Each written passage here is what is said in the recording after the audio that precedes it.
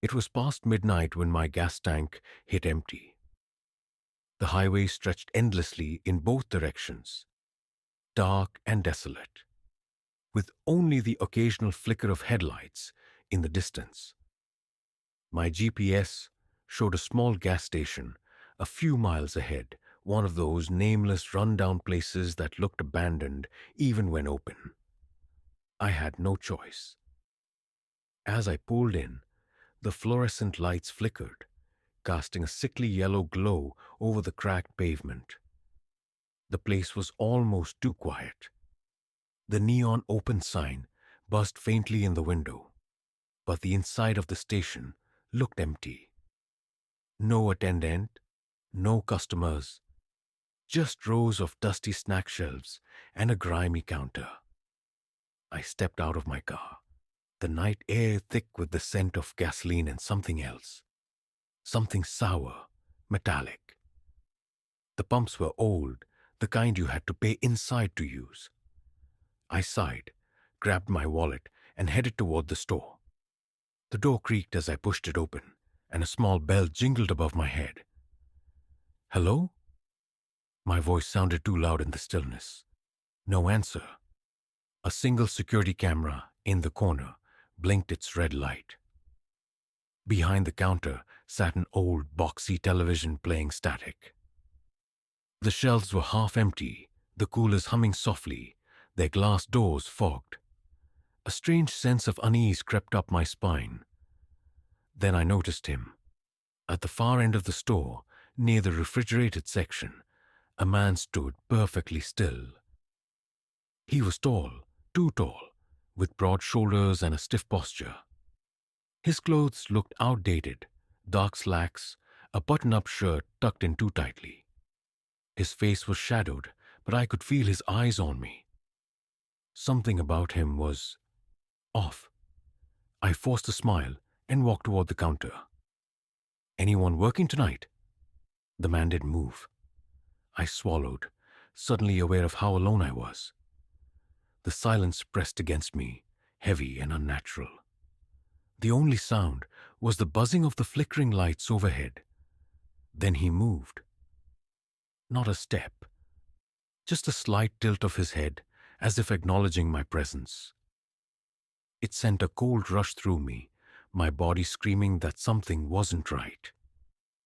I turned toward the counter again, gripping the edge. There was an old bell next to the register, so I tapped it twice. The sharp ding echoed through the empty store. Still, no one came. I exhaled, about to call out again, when I heard something behind me. A soft, deliberate shuffling. Not footsteps. More like someone dragging their feet across the floor. I turned back. The man was gone. My stomach clenched. There was no sound of a door opening, no indication of where he could have gone. The air inside the store suddenly felt colder. Something was very, very wrong. I stood frozen, my breath shallow. The man had been right there, just feet away. And now he was gone. I hadn't heard him move, hadn't seen a shadow shift. My pulse hammered in my ears. Slowly, I turned my head, scanning the store. The aisles stood empty. The coolers at the back hummed quietly, their fogged glass reflecting distorted shapes of the dimly lit store. The buzzing fluorescent lights flickered once, casting eerie, shifting shadows along the floor. Something wasn't right. I tapped the bell on the counter again, harder this time. The sharp ring cut through the silence, but still no one came. There had to be an attendant somewhere. Maybe in the back room, maybe outside. A cold draft brushed past my neck, sending a shiver down my spine. I turned sharply, expecting to see someone behind me. Nothing. Just rows of dusty shelves filled with expired snacks and faded magazines. Then I heard it. A faint click like the sound of a door unlocking. It came from the back of the store, near the storage room. "Hello?" My voice was quieter this time. almost hesitant. No response. The smart thing to do would be to leave. Get in my car, drive to the next station, no matter how far. But my gas tank was on empty. I didn't have a choice. I stepped away from the counter, cautiously making my way toward the storage door. It was slightly ajar now, a sliver of darkness visible through the opening. I hadn't seen it open before. Something shifted inside the room, a faint rustling, like fabric brushing against the wall. I swallowed hard. Is someone there? No answer. I reached the door and pushed it open just a little more. The hinges groaned, the dim light from the store spilling into the pitch-black room beyond. It smelled stale, like damp cardboard and something faintly metallic. I leaned in, trying to see past the shadows. Then, the security camera monitor behind the counter flickered. I turned instinctively, my heart leaping to my throat. The screen, which had been showing static just moments ago, now displayed the gas station's exterior. My car, the empty lot, the dark road beyond, and someone standing just outside. The image was grainy, distorted, but I could make out a figure standing near the pump. They weren't moving, just standing unnaturally still, their face obscured by the poor resolution. I whipped my head toward the glass door, but the lot outside was empty. No one was there. I looked back at the screen. The figure was gone.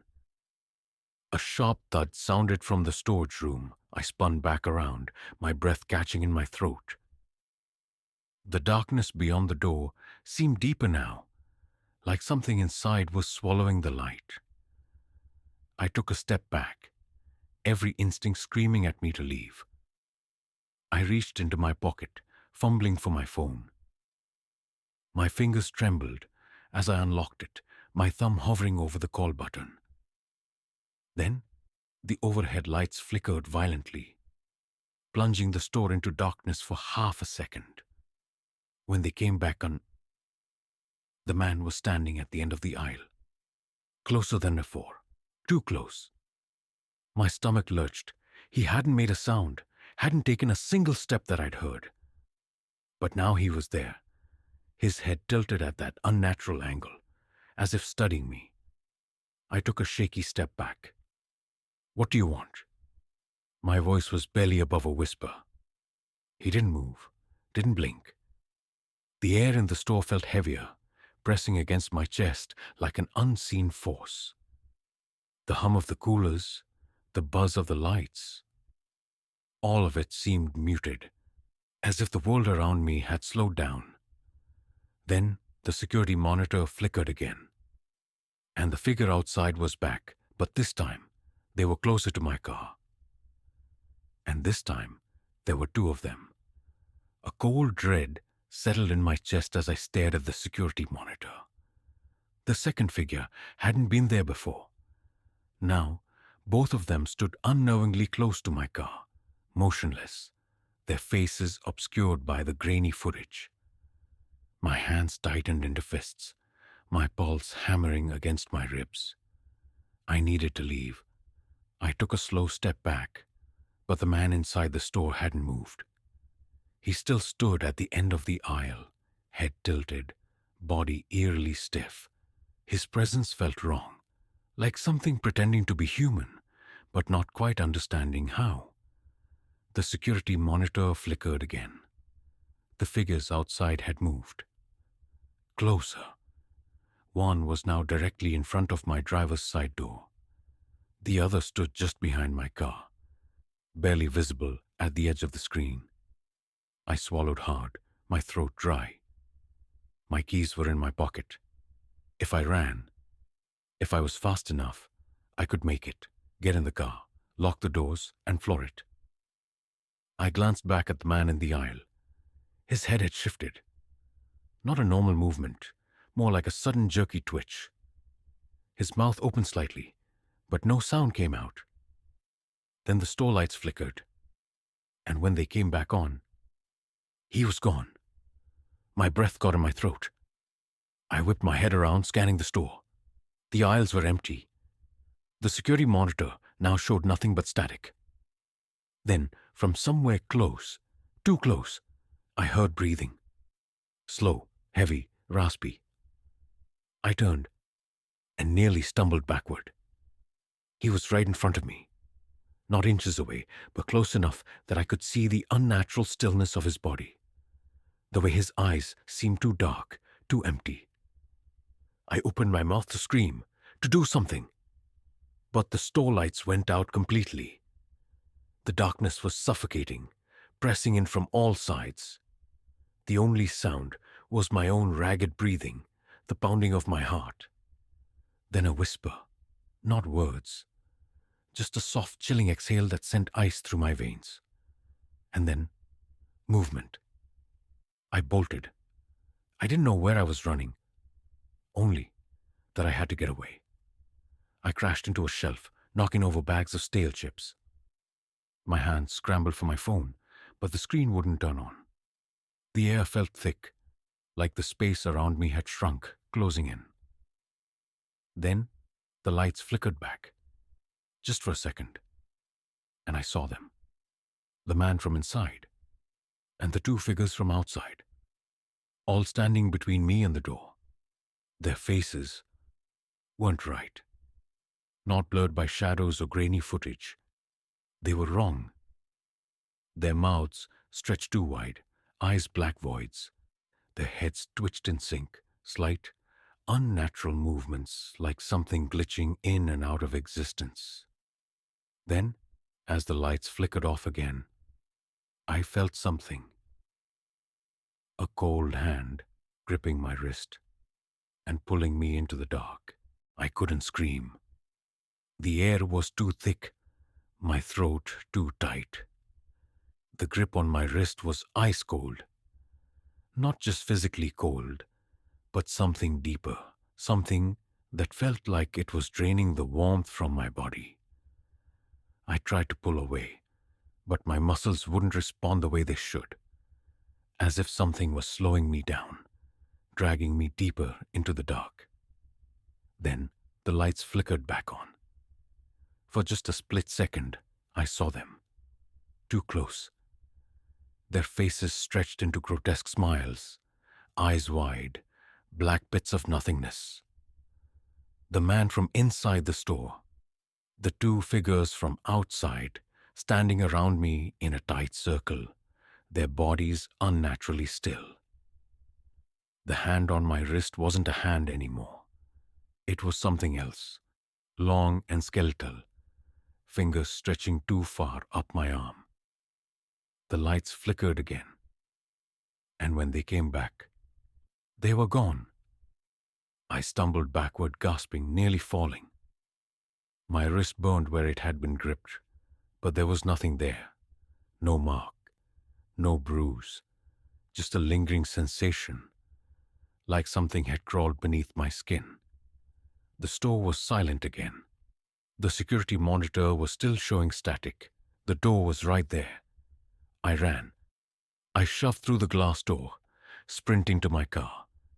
The figures weren't there anymore, but I didn't trust it. My hands trembled as I yanked the door open, fumbled with the keys. The moment I turned the ignition, my headlights illuminated the lot. And for a second, I saw something in my rearview mirror. Not a person, not them. Something else.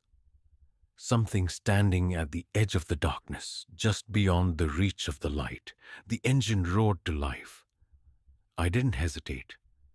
I floored it, tires screeching against the pavement as I sped away from the gas station. My breath came in ragged gasps. My hands clenched so tight around the steering wheel that my knuckles ached. I glanced in the mirror again. Nothing. Just an empty, desolate road behind me. But my wrist still burned. And deep in my gut, I knew I hadn't escaped. Not really.